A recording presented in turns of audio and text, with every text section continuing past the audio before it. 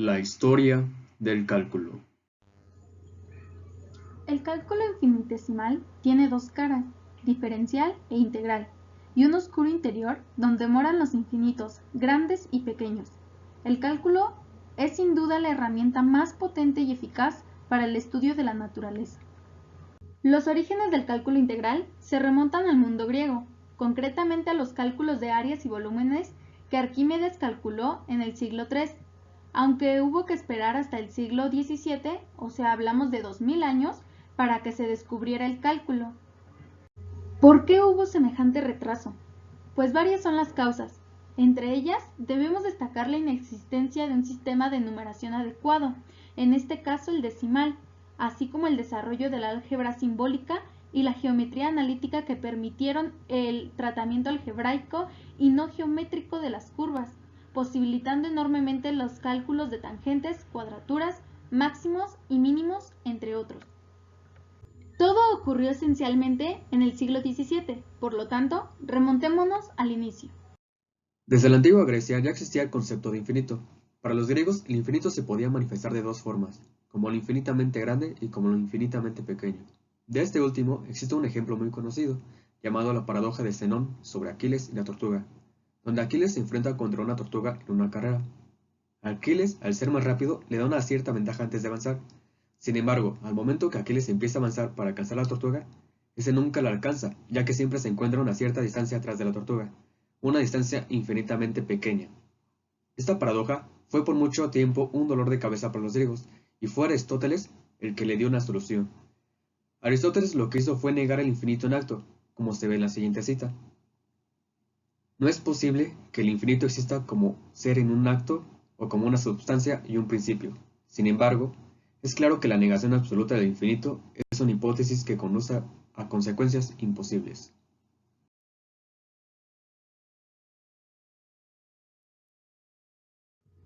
Eudoxo, discípulo de Platón y contemporáneo de Aristóteles, fue el primero que hizo el primer uso racional del infinito en las matemáticas y postuló que toda magnitud finita puede ser agotada mediante la sustracción de una cantidad determinada. Este es el famoso principio de Arquímedes, que éste toma prestado de Eudoxo y que sirvió a aquel para superar la primera crisis de las matemáticas, debida al descubrimiento de los irracionales. Arquímedes fue el precursor del cálculo integral con su método de exhaustión para calcular áreas y volúmenes, el cual consistía en inscribir polígonos regulares de fácil solución en una región dada, e ir eligiendo diferentes regiones poligonales para obtener una mejor aproximación, y se continúa el proceso tomando cada vez más polígonos con mayor número de lados, tendiendo a llenar la región dada cuya área se quiere determinar. En el siglo XVII, probablemente por la influencia de grandes descubrimientos de todo tipo y el interés de los matemáticos por descubrir nuevas cosas y dar pruebas más rigurosas, fue que se volvió a usar el concepto del infinito, que finalmente desembocaría en el descubrimiento de la geometría analítica por Descartes y Fermat. Como ya lo mencioné, los encargados de descubrir la geometría analítica fueron René Descartes y Pierre Fermat. René Descartes presentó su geometría junto a otros dos tratados científicos, la dióptrica y los meteoros. Les preparó un prólogo que se convertiría después en uno de los libros de filosofía más conocidos de la historia, el llamado El discurso del método. Por su parte, Pierre Fermat intervino en todas las ramas de las matemáticas del siglo XVII. Sin embargo, no publicó casi nada, pero sus obras aparecieron después de su muerte, editadas por su hijo.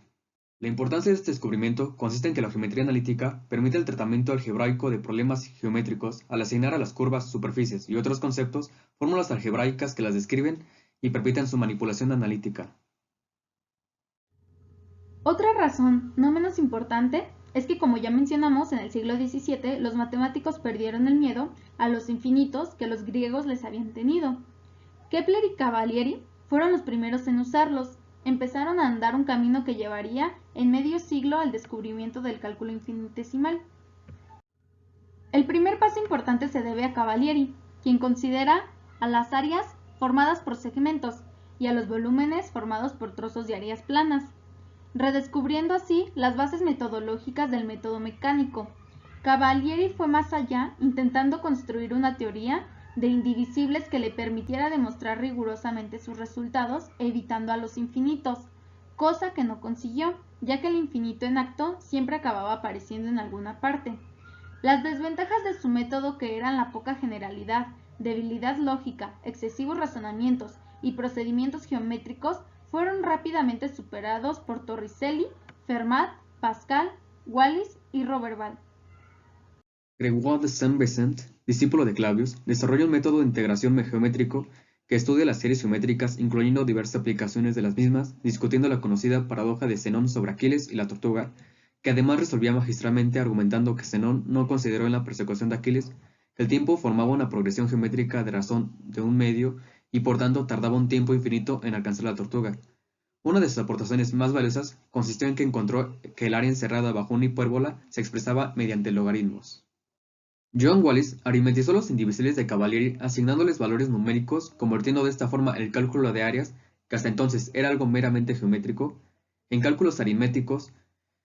Gracias a John Wallis es que se llegó a calcular el área de todas las parábolas y una bellísima forma para calcular pi, además de que gracias a él tenemos la representación actual del infinito, que es un 8 acostado.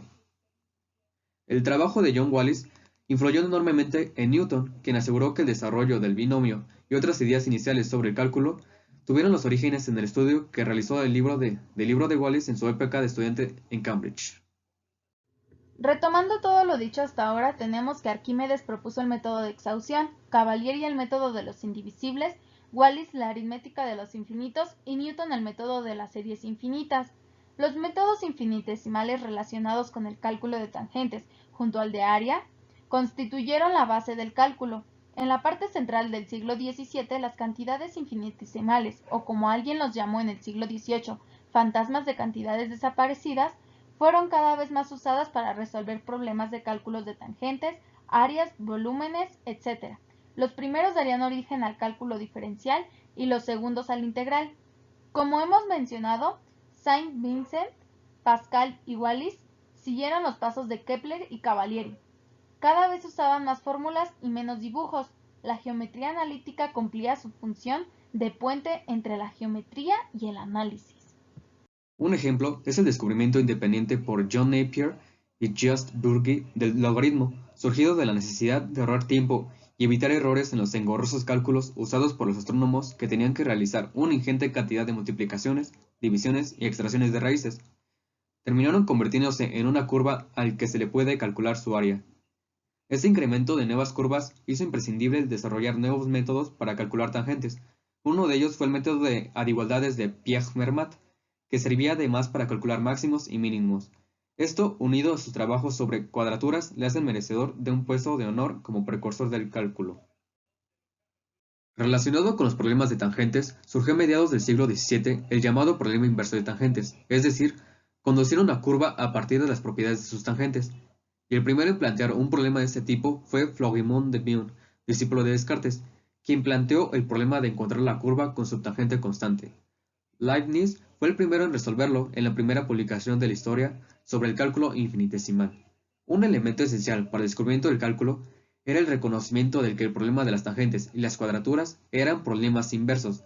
De hecho, es por eso que la relación inversa entre la derivación y la integración es lo que hoy con toda justicia y razón llamamos teorema fundamental del cálculo. Pasemos ya al cálculo con Newton. En su célebre frase, si he llegado a ver más lejos que otros, es porque me subí a hombros de gigantes, refiriéndose, entre otros, a su maestro y mentor Isaac Barrow. En el último cuarto del siglo XVII, Newton y Leibniz, de manera independiente, sintetizaron de la maraña de métodos infinitesimales usados por sus predecesores dos conceptos, los que hoy llamamos la derivada y la integral. Realizaron unas reglas para manipular la derivada, llamadas reglas de derivación, y mostraron que ambos conceptos eran inversos. Con ello acababa de nacer el cálculo infinitesimal, para resolver todos los problemas de cuadraturas, máximos y mínimos, tangentes, centros de gravedad, etc., que habían ocupado a sus predecesores.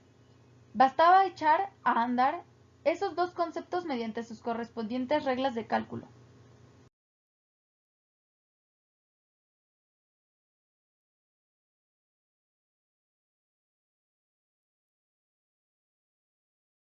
El primero en descubrir estos conceptos fue Newton, pero era consciente de la débil fundamentación lógica y además su fobia a publicar le hizo guardar casi en secreto su descubrimiento. Leibniz, por su parte, hizo el descubrimiento después que Newton, pero Leibniz fue el primero en publicar el invento. Lo hizo además usando una vía ciertamente novedosa en aquella época. Para facilitar la difusión de sus resultados, lo publicó en una de las recién creadas revistas filosóficas, llamada el Acta Eruditorum, que él mismo había ayudado a fundar. La mayor de las disputas que ha conocido la ciencia es la prioridad de la invención del cálculo, las suspicacias entre Newton y Leibniz y sus respectivos seguidores. Primero sobre quién había descubierto antes el cálculo y después sobre si uno le había copiado al otro. Acabaron estallando en un conflicto de prioridad que amargó los últimos años de ambos genios. Primeramente, la disputa se pudo evitar, pues los métodos de ambos genios tienen importantes diferencias conceptuales, que indican claramente la génesis independiente de los mismos, ya que Newton consideraba las curvas generadas por el movimiento continuo de un punto, basando su cálculo diferencial en la medida de la variación de la misma. Leibniz considera una curva que se forma por segmentos de longitud infinitesimal, cuya prolongación generaba la tangente en cada punto y cuya geometría se obtiene de la correspondiente relación entre las diferencias. Finalmente, después de mucho tiempo de peleas, siguieron trabajando por su lado, pero nunca se resolvieron las disputas.